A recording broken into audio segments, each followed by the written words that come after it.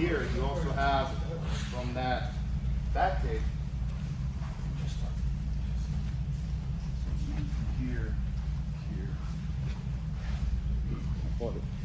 It's almost like there's a pit that he kind of falls through, because if I'm too much on him here, he's too up on me here, and although I can still get here, it's even hard for me to get that hip clamp here. It's almost like I gotta have him here, okay? Because now I can control him much more easily here, and I can begin to throw my leg over for shoulder control here and all kinds of stuff, and control isolate that arm, okay? Because what I want to do is I want to make sure that he is in this range where I can turn my hip, okay? For me to turn my hip, let's say I bring this frame over here and I have the arm lock here, see how I push him down there? If he keeps turning into me here, I gotta keep him on side, because if he brings his head in a little bit too much, I'm not gonna be able to get my leg over the head, okay? But my right hip hook pushes him and moves my hip also out that way. So maybe that would work. You know what I'm saying? Yeah, so like here, I'm moving my hip with that push against his hip so that my leg can come over for the arm lock, right? So that as I'm here, I'm gonna anchor here, and I feed this and I go right through here. He's already down in that hole. So what if you tried this, John? Put your left foot on the mat, scoot your hip away here, and then bring the leg over. Or you can do this, look. You can bring it over, and you can bring it this way also. Okay? Even though that it enables him to kind of push the leg off, okay? If you bring it over this way here, and I clamp that knee here, even if he begins to push on it, I still have the choke because I'm hinging it here. Okay, so maybe that would work for you as well. But see how far away my hips moved out. So that we're here, and as you got it here, and you framed it, he's not going anywhere here, and I want to push the frame here. My goal is not to choke him. My goal is just to make him feel that he's trapped. Ideally, because he's not going to move his hand into neither the frame nor in the neck, and most likely he's going to kind of jerk his head to the left. Yes, right there. You see that? So now put your foot on the mat, scoot your hip away here, and then just bring this over here or here. So you can do that. Okay.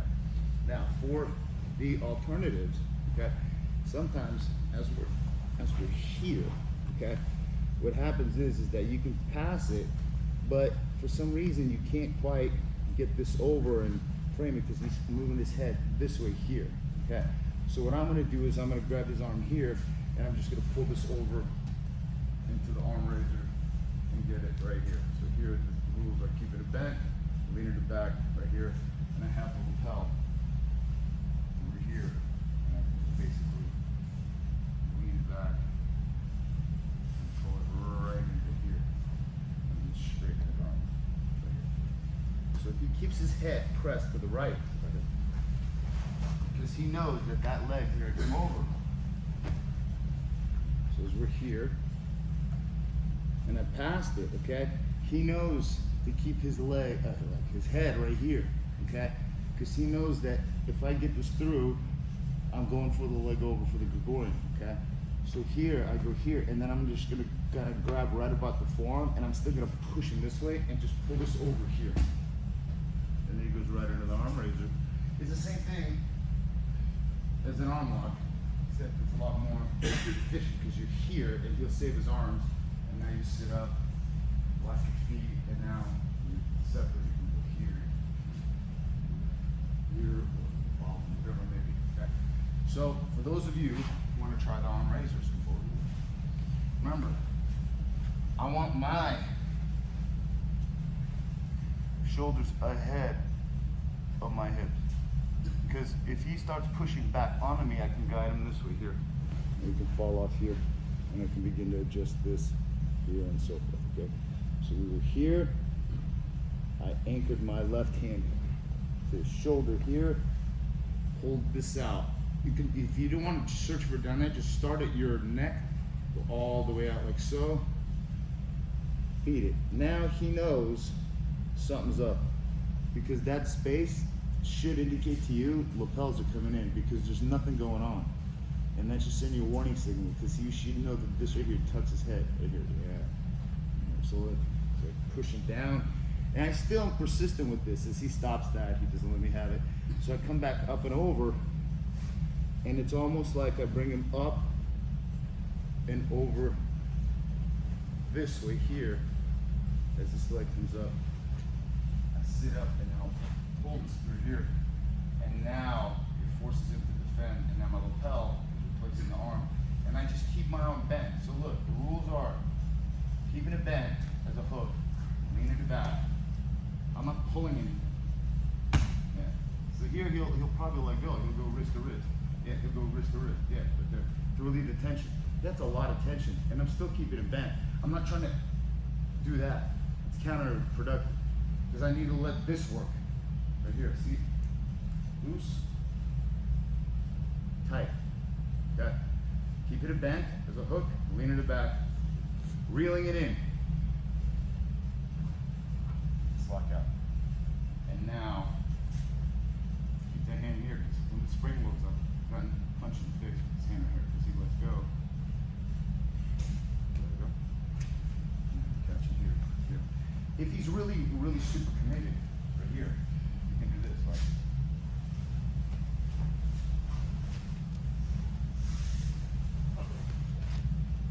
Right here, now look, see that right there?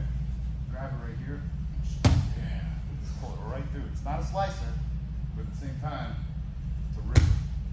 Here, and so. Good. Make sure you do this pop up. Alright, so last one. For those of you who are more so new, you're gonna get the figure 4 seatbelt here. Okay? And what I'm gonna do is as I literally fall to my right and switch here. From here, what I'm gonna do is this. I'm going to push him down. I'm going to push him down. So it's basically rolling him that way. Not that way, because his left foot is going to be planted on the mat. Like your left foot flat on the mat? Yeah. Yeah. Because if you push him that way, you're pushing him into the leg. You're going to push him that way. That way. And then what I'm going to do is push here, and I'm going to frame here, push here. And now as my leg swings over, I want my heel pointed, hooking his head and pointed that way. Not that way. I see it like this, and you guys are all like this. It's not like that. It's like this. Sit up here, and you pull it back. And then you finish the arm lock. Finish the arm lock without putting your shoulders on the back, on the mat. This is the key. If you're going to be doing, if your arm locks are doing this right here, this is not the way to do the arm lock. The way to do the arm lock is, it's like you want to literally pull his shoulder out of his arm out of the shoulder socket. And when I get it here, crunch, you want to get your low back onto the mat. Because that's what finishes off. Okay, so for more so beginners, and if you guys want to try it, this is also a good option here. You're here, look, here, you're going for chokes, chokes, chokes, chokes to get this here. Look, one. Sit up and pull. And then here you have to separate it however you want to separate it. Okay, so that's arm lock 1. Those of you who want to use the lapel still. Here. Here we go. Here. You can slide it through here. He's got his arm. Yeah, he's going to be tucking this one. You want to do the opposite? Yeah, yeah. If he goes this way here, I'll throw this over here. Because it's there all day. Yeah, so he goes this way here. I'll go this way here. Look. Sit up. All in one motion, lead it through, put it back. Here we're already. Alright, let's try it. 1, 2, 3.